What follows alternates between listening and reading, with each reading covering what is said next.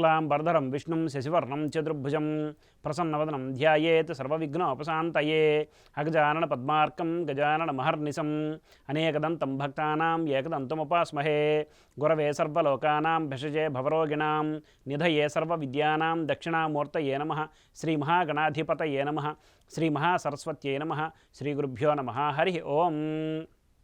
మైత్రి media ప్రేక్షకులందరికీ శుభోదయం. నేడు ఆదివారం కనుక రవిగ్రహ ధ్యాన శ్లోకంతో మన శుభోదయం కార్యక్రమాన్ని ప్రారంభించుకుందాం.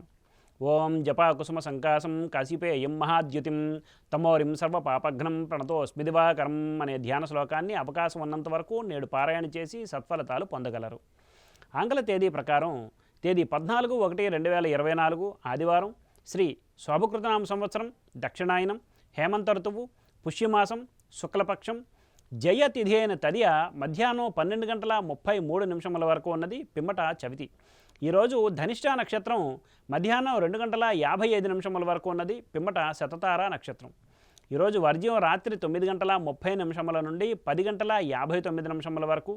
దుర్ముహూర్తం సాయంత్రం 4:07 నుండి 4:51 వరకు ఉన్నది. నేటి సూర్యోదయం 6:35 కాగా సూర్యాస్తమయం సాయంత్రం 5:35.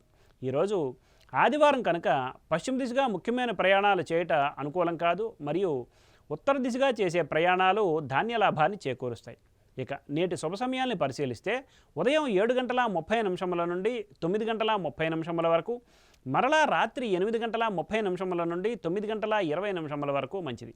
ఉదహరించిన ఈ శుభ సమయాలలో స్వల్ప ప్రయాణాలు, గృహోపకరణాల ప్రారంభాలు మాత్రమే తప్ప శుభకార్యాల ముహూర్త నిర్ణయ విషయంలో జ్యోతిష్కుని సంప్రదించడం వలన కార్యానుకూలత కాగలదు.